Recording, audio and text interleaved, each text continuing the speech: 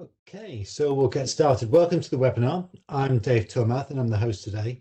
We're recording this session and the webinar will be available on demand on YouTube later in the week. You'll see that you have the ability to ask questions and answers. Please do so as we go along, and we'll have a Q&A session at the end of the presentation.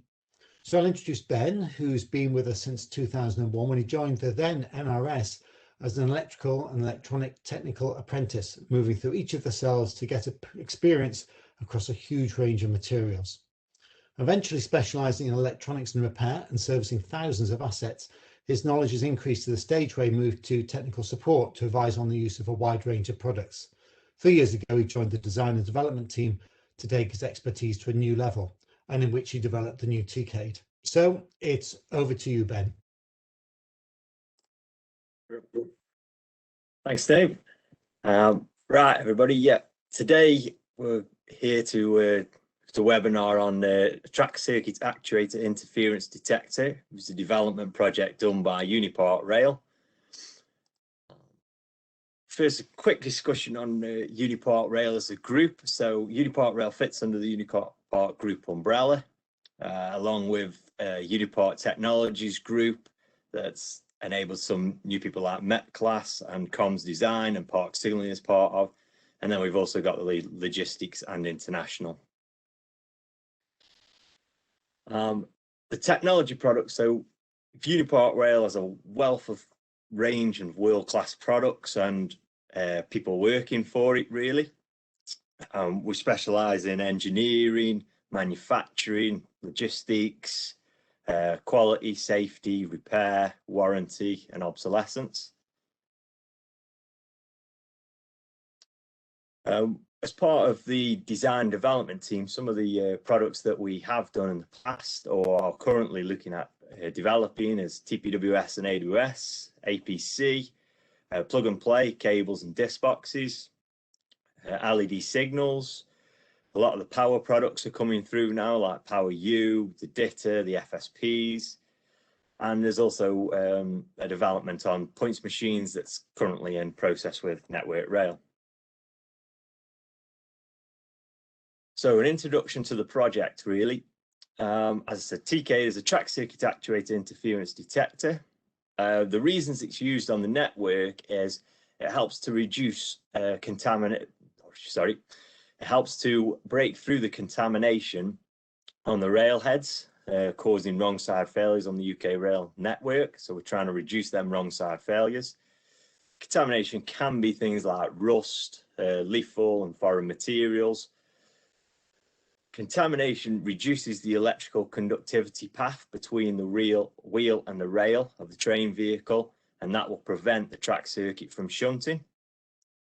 So back in the 80s, the TCAID was designed, but is now an obsolete product which Network Rail still require.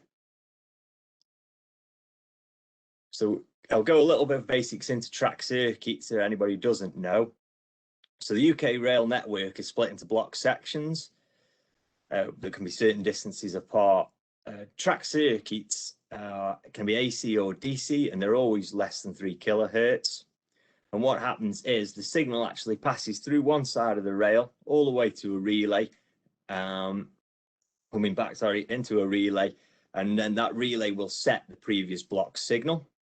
So when a train comes along, it shunts out that signal and will change the state of the previous block. So it will not then allow the train to pass into a block when there's already a train present. Another important part of TCAID is a TCA, which is fitted to a train vehicle. That's a track circuit actuator. So that is got an aerial at the bottom of the train which transmits a 165 kilohertz signal into the rails. And what this does is this tops up the actual low voltage of the track circuit to break down the contamination between the wheel and the rail that's on the rail head. Problem with TCA is it can't break down strong bits of contamination which has like a thick insulation. Mainly leaf fall is the biggest issue for this. And it will work on things like rust because it adds to it, but leaf fall is a bit of a struggle for TCA. So it was introduced due to the fact of lightweight vehicles, especially diesel multiple units that come in the 1980s, and when they started having concerns with disc brakes as well. One of Network Rail's compliance for a DMU is to have TCA fitted. So on the actual device that we're looking at today, the TCAID actually detects that 165 kilohertz signal that comes from the train antenna, and it acts like an electrical switch, whereas it is set actually across the rails, the running rails. And then once it detects this device, it really shunts out them rails via the switch, which is a relay on the TCAID, and will shunt out then the track circuit. It detects the train at approximately 200 meters away, but it's all impedance dependent on that.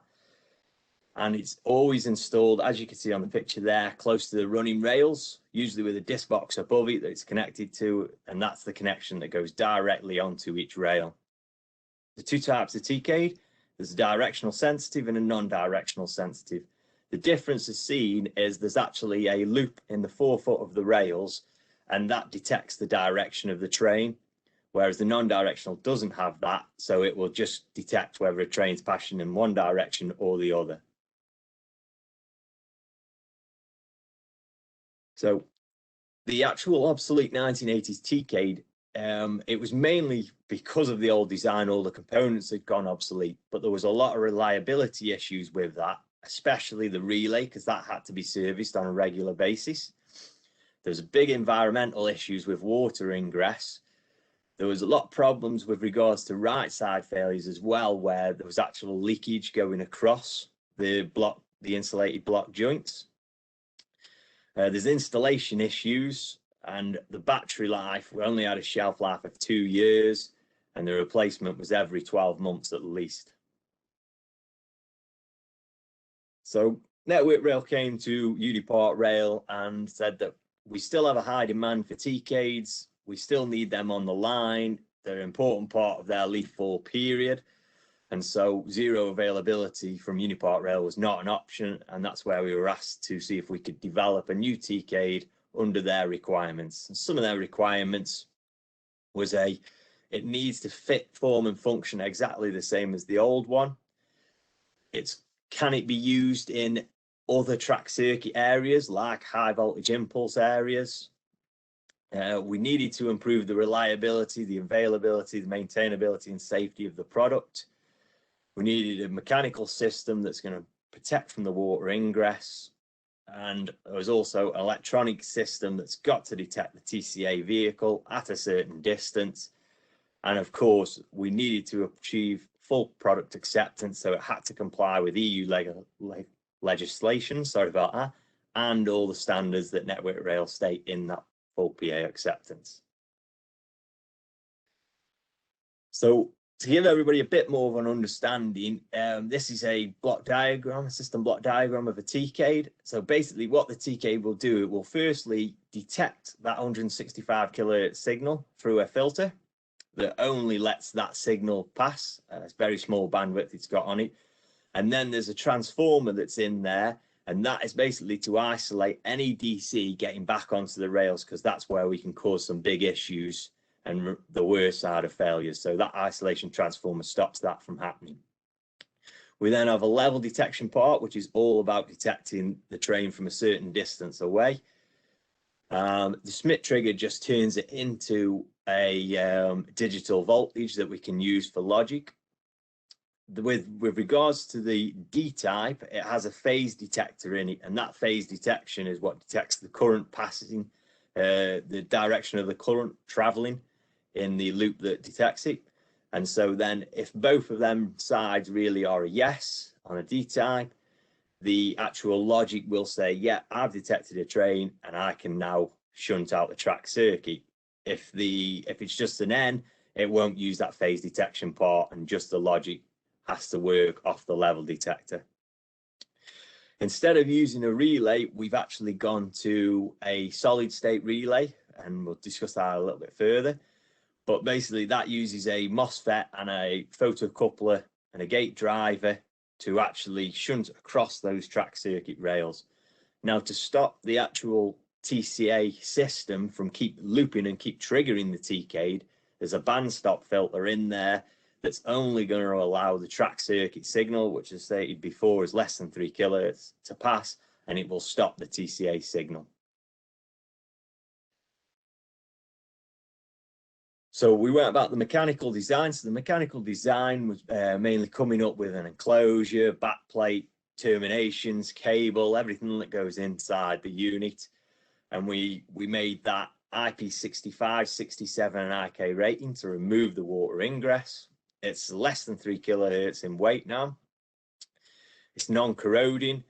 It will always withstand the environment, so the vibration, the weather, solar, temperature has all been tested. There's a lot higher spec fixings in there, and we were able to improve that reliability by really mainly removing the water ingress. All the components are now readily available off the shelf, and we reduce the maintenance that Network Rail have to do. So in the way of electronic design, we went to a lithium battery, which is compliant with the battery directive. We are now ROSH, lead-free and LVD compliant. We've tightened up the tolerances. The unit is 50% more power efficient, which is one of the biggest arguments from Network Rail because of battery life. So we were able to make that a huge step. The solid state relay, which is a big one, it only ever had 10,000 operations and had to be serviced every 5 years. So we've now gone to this, say, solid state relay from a mechanical, and we can now do well over 1 million operations. They're 100 times more reliable than a mechanical relay. There's lower contact resistance from this that will be across the rails, faster switching, and we've improved the actual trigger level of it and the bandwidth that the filter actually detects at. So the standard version we have is can go up to about 60 volts and 4 amps, but we have created a higher voltage mod that we've trialed, and we are due for project acceptance very soon, and that will take 160 volt at 60 amps. So any bits of track circuit should be okay with now. The failure rate of the unit now has been calculated at 0.268 failures per million hours of operation. So it should easily cover about 25 years.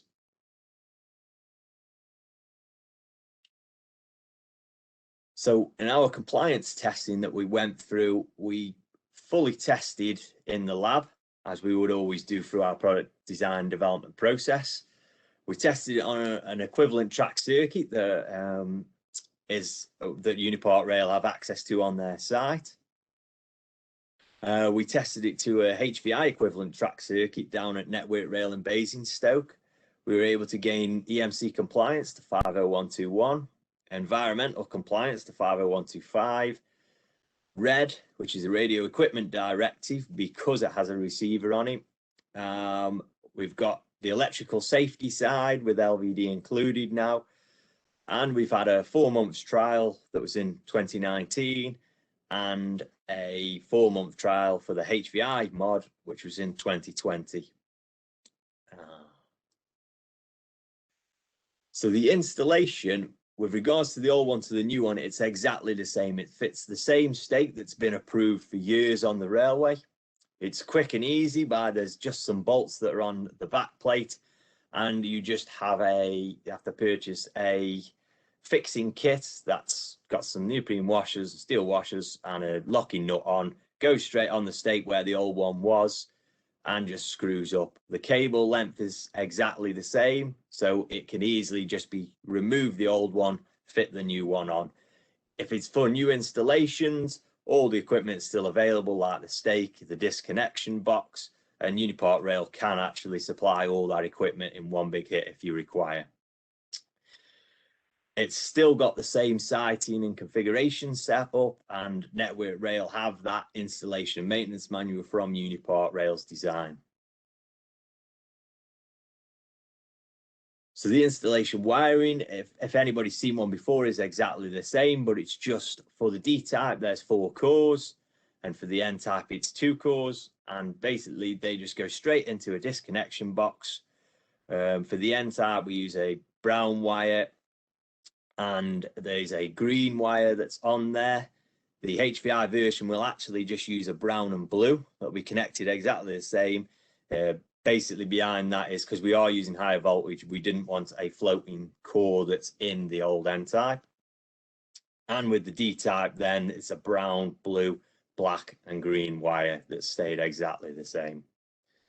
Again, we've created, Unipart Rail have created an installation manual and full drawings if anybody needs to see these in more detail. So commissioning wise is exactly the same as the previous one was. The procedure is exactly the same. We've just made it probably a little bit better with a little bit more safety involved, brought it into the new generation, I suppose.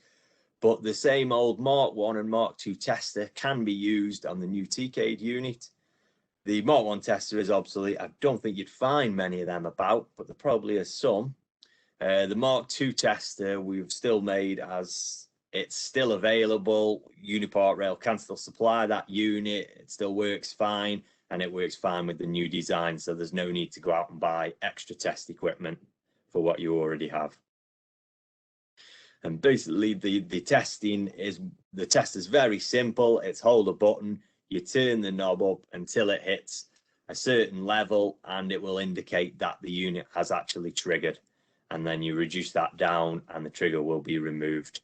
And as long as they come in between a certain voltage level, then it's okay to use. Maintenance wise, it's still a battery. The battery still has to be replaced, but as I discussed before, we're about 50% more power efficient. So if you take the old battery last 12 months, we should last at least 2 years with this product. It's a very simple and easy process. Should take less than 10 minutes really. It's remove the battery cover. You just take the battery out, unclip it from the PCB, and then fit a new battery in, which is basically the reverse of what you've just done really. The battery has its own catalog number, which we supply to Network Rail. There is a free Excel calculation sheet that can be asked for, because there was no way of me being able to say, oh, the battery definitely lasts this long, because I'd need to know things like line speed, how often it passes the TCAID, how long it actually stops in the TCAID's area, all calculates the battery life. So there's a free calculator that we can supply, and all you've got to do is put in the average line speed, how often it passes, and how long it may stay there for, and you should actually see a estimated battery life, so you can sort of use some predictive maintenance on that.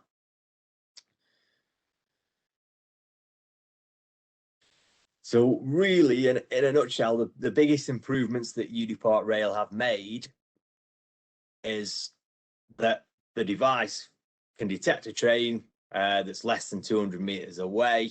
We've still kept with the directional, non-directional as the old one, but now we're half the power consumption. We can get over 1 million operations. There is no serviceable parts, apart from the battery as a maintenance. You don't have to get the relay serviced every 5 years. They should last 25 years as our expectancy. The battery has a 10-year shelf life. We believe now it's 100 times more reliable than the old one. I believe it's probably better than that. It's got a failure rate from RAM's calculations of 0.268 failures per million hours of operation. An inherent availability. I won't read the numbers out on them, as you can see them on the screen. And with regards to if anybody wants these, this is fully documented in our RAMs pack, which is available as a report to customers. There's nothing in there that we need to hide on that one. We've tightened up the bandwidth for the filters, so it doesn't start detecting what it doesn't want to detect. All the parts are now readily available and still manufactured, so we have no obsolescence issues at all. It's extremely robust because of the box it's in. We're reducing the installation time. IP65, IP67 were big hits for us. really, and IK10 was a demand from Network Rail, but that should mean you should not get any water ingress. If there is, then I believe there's some kind of issue with the installation of the actual unit. Now we've been able to create it as a high voltage mod, so it can be used in areas where it couldn't have before, or where Network Rail maybe have had to amend it in times to fit them areas. So now it should be fine to use in all the different areas. It's reduced maintenance time and hopefully frequency once you use the battery calculation. And we now comply to EMC, environmental, LVD, and RED. So the old unit would have never have had any of them, really. So the approval side, so we have achieved full PA approval on the standard version now, which is PA 05011414 issue 4. The catalog number for the N 88/50 and for the D 88/51. So nice and simple, even though I don't think I remember it all the time. With the high voltage version, as I stated, has been trialed this year. The trial finished in February. It was a very successful trial. It actually showed us that we had removed the wrong side and right side issues that a Wessex route was getting in a high voltage impulse area. And we did not have any major concerns with the trial, with the voltage drawing a lot of current and maybe reducing the reliability of components. It's been made to fit that sort of purpose. So it was a very successful trial. I'm hoping to fully submit by the end of this month, by the end of April, to Network Rail's product acceptance, which we would expect, or hoping to, in May 2021, to have issue 5 fully accepted. And Network Rail do want this high voltage mod to remove the one that we got approved the previous year, so they don't have to have 4 catalog numbers. So this high voltage mod can be used with the low voltage areas. There is not an issue. It's exactly the same that way. It just means we've got components in there that can withstand the higher voltage. So the catalog numbers will stay exactly the same. Once approved, you will get this mod. At the current time, we're still supplying the issue 4 type. It's at mod B level at the moment, and we would still supply that as long as Network Rail wanted, but there is in our system to actually ask that of the customer to see if they want the higher version mod and if they want to wait until we got full approval on that, because we still cannot supply the high voltage mod until we achieve the full approval. And discussions with Network Rail, we don't have any issues with that. It's mainly now ticking all the boxes for myself and getting all the documentation completed.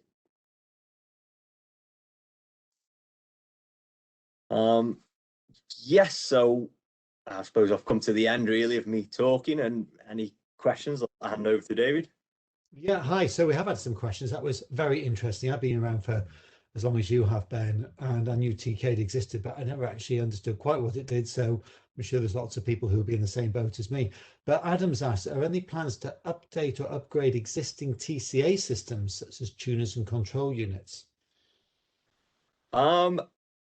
No plans that I know of, part of crew design and development.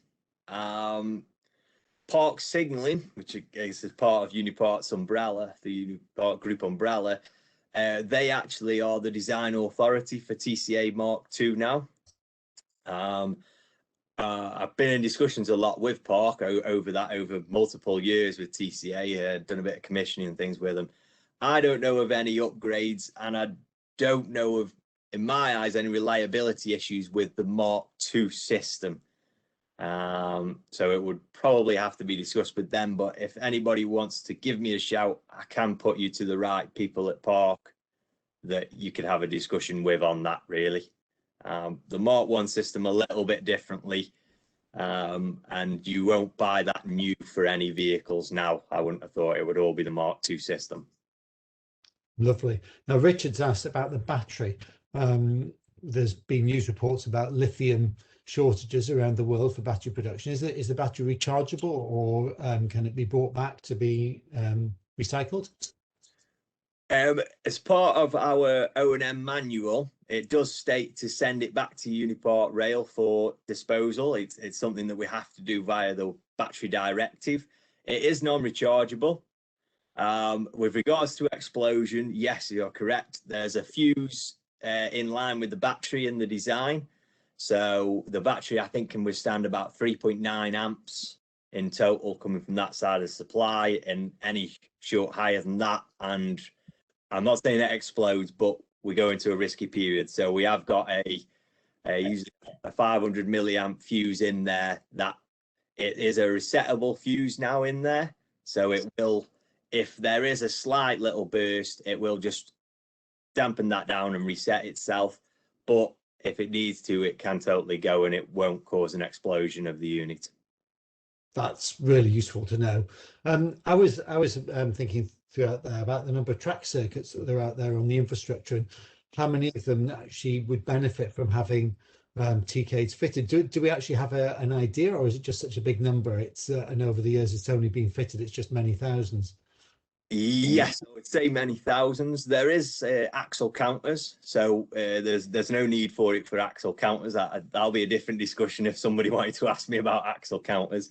But they're the two ways of really train detection in our signal system. Track circuits being a lot older than axle counters were. But yes, I believe all would benefit. It can only benefit the areas of the trains that have TCA, of course, because the TCAID would be absolutely redundant without that, and not all trains have it. As I say, it's only DMUs that have to have it. Some locals that I feel should, but that's not a demand. They don't have to. So it would only really be areas that have issues with contamination of the railhead that have lightweight TCA vehicles running. Excellent.